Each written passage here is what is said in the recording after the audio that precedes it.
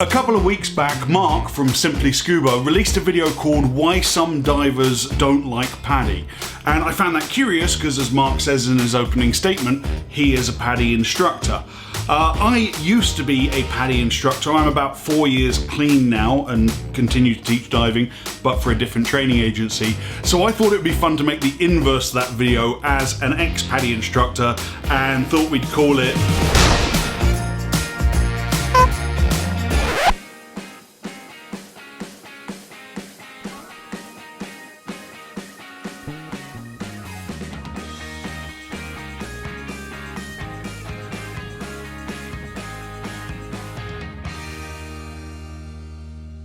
Ladies and gentlemen, what's going on? Welcome to Divers Ready and a very Merry Christmas to you and your families from all of us here. My name's James. I'm a professional diving instructor and digital content creator, and if you're new to this channel, you should probably consider to hit that subscribe button down there because I make videos with one single goal in mind: to help make you a better scuba diver. Now, I have something of a PADI bashing reputation, which I don't really think is fair. Yes, I did make a film called the PADI 5-Star Scam, and that was kind of targeted at some bullshit that PADI were doing and continue to do that none of the other training agencies seem to proffer, so that was PADI specific. But then people seem to get confused when I put out that specialty video about which courses were valuable and which ones were bullshit. A lot of debate around there, and people thought that again I was having a go at PADI, when that's not really accurate. That video was kind of agency agnostic. I didn't actually single out any one training agency in that video. And as far as I'm concerned, they all kind of try and pull that piece of BS. I mean, lionfish awareness specialty? Really? Jog on, son. Don't get me started. Later in this video, I'll tell you the truth about why I stopped teaching for PADI, but first, here's 4 reasons that I believe some divers still love the Professional Association of Diving Instructors. PADI is huge. Since 1967, they claim to have issued over 27 million certifications and say that they still issue 1 million certifications per year. They have something like over 137,000 dive master or above level active members. That's, you know, dive master and all the professional levels above dive master. They're in something like 186 countries. They have over 6,500 dive centers around the world. They're massive. They're a huge involved network. How did they grow so big? Well, in my opinion, 2 reasons. Number 1, they went after the children, and if you can hook them early with things like the SEAL team program and the Bubble Maker program, then there's more chance of that person, as they go into their teen years and get fully certified as a diver, they're going to stick the course with PADI and keep jumping from course to course. And the second reason I think that they grew so big is because of their dive today philosophy, Discover Scuba Diver, where it's not a long drawn out process, it's get in the pool today. We can discuss the merits and detriments of the dive today philosophy in a whole different video. But knowing that PADI is the biggest, what does that mean to the average diver? Well, in a word, convenience. You'd be hard pressed to find a coastal town in any country that doesn't have a PADI dive center, or at least the next town over. So if you're looking to get trained where you are, chances are PADI is going to offer you the most convenience. Brand recognition. Let me ask you a quick question. Do you think that diver training agencies are in the scuba diving business? It's kind of a tricky one. Do they fill tanks? No. Do they sell dive gear? No, not really, maybe a couple of accessories. Are they ever in the water with students teaching? No, they're not. They're actually in the publishing and marketing industry, and they just happen to put out digital contents and paper manuals that happen to be on the subject of diving, but their revenue streams actually have very little directly to do with diving. Seems weird, I know. What PADI does better than any other agency in the world is, over the years that they've been in existence, developed the strongest brand recognition in their market. And the reason that brand recognition is so important to a potential diver, a potential customer, is because if you haven't heard of something and you can't recognize it, how can you trust it? Next up, we have speed courses. There are no bad training agencies, only bad instructors. Agree or disagree? Let me know in the comments below. PADI's training product isn't bad.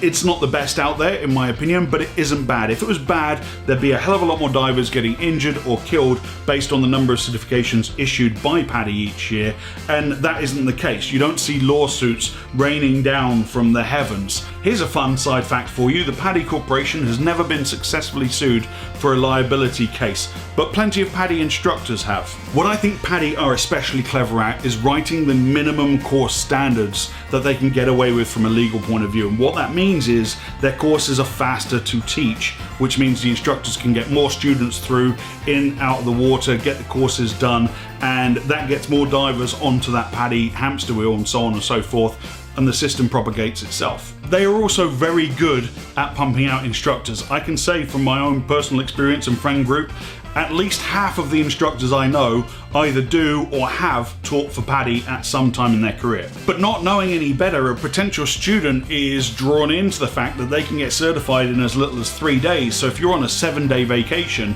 you've still got 4 days to chill by the pool, and you can get your PADI. The very fact that that's a common piece of vernacular is a testament to how strong their brand recognition is. I never heard anyone say, I got my SDI, or I got my SSI, or I got my NAUI. The fourth and final reason that I believe that some divers love PADI is that they are digitally advanced. PADI were very forward thinking when the digital revolution happened. They aggressively developed and marketed their e-learning programs. They really got a handle on SEO in the early days and made sure that all of their dive centers were search engine optimized. And they're still to this day the only dive training agency that actually has a decent, workable mobile app. They even developed their own social network called Scuba Earth. No? Nobody? Yes, that was a disaster, but otherwise there's no denying that PADI are very fast to implement new technologies and apply them to spreading their gospel. And what that does for the potential diver is gives them more choice in how they learn and more ways in which they can interact with their potential training agency. So when I first became an instructor, why did I choose to become an instructor for PADI, and why don't I teach for them any longer? Well, honestly, and the short answer is, better odds of finding a job. I didn't join PADI until dive master level. So I learned all my recreational courses, all my amateur courses, if you like, through a different training agency. And then when I decided to become a professional diver, I did my dive master and my open water scuba instructor course through PADI. When I decided I wanted to start teaching, PADI was the obvious choice because PADI has such a tight grip on the balls of so many dive centers that it was really just a numbers game. More dive centers, you've got the PADI qualification, means more employment opportunities. It's nothing more complicated than that. When you're a new instructor, you don't know which agencies have the best training programs or not.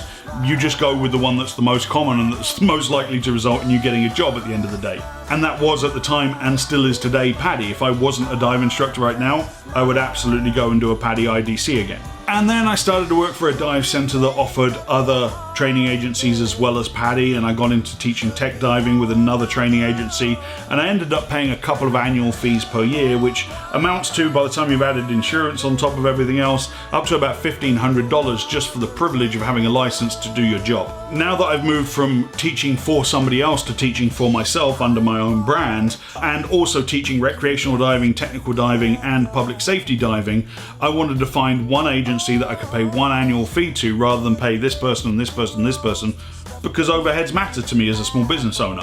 I mean, think about it like this. If you're an instructor, you're basically the sales rep for the agency you choose to teach for, because you're the one that's the front line facing the customer and selling the course. And then you have to pay an annual membership fee for the privilege of doing so. But because I have the power as an instructor to create new customers for the training agency I teach for, I need to be getting something from the training agency in return. The thing that I want from my training agency that I choose to teach for is customer service. If I have a question about the course standards, I need to know that I can pick up a phone and have a human on the other end of the line that's knowledgeable and can answer my questions directly, or a quick online chat on the weekend if I need to clear something up, or I need to make sure that my student certifications get processed in a timely manner and sent out to my student, because that piece of customer service reflects on my business and my customer service. That hasn't always been the case with other agencies I've taught for. I'm very happy with the agency that I'm with now. They're local. I see the staff members from that agencies on the boats at the weekend here in South Florida, fun diving, teaching their own courses on the side. I call up the headquarters of the training agency I teach for now, and they're like, oh, hey James, what's up? You can't get that with PADI. How could you? They are too big. Those things matter to me more than global brand recognition or having a fancy mobile app. Ladies and gentlemen, I hope you enjoyed this little inverse take on Simply Scuba's Why Some Scuba Divers Don't Like PADI video. I want to say thank you to the lads at Simply Scuba for the inspiration. And to everyone watching this video, I hope you have a very safe and happy holiday period. Merry Christmas to each of you from everyone here at Divers Ready, and a safe 2020. Next week will be the last Mouthpiece Monday for 2019, and we have a very big announcement, so you're not going to want to miss it. You know how it works by now. Over here, there's some videos that you can watch if you want to keep watching, and just below that there's some other videos. So until next week, my name is James. This was your Christmas 2019 Mouthpiece Monday for this week. Dive safe, dive often, and Merry Christmas. Ho ho ho!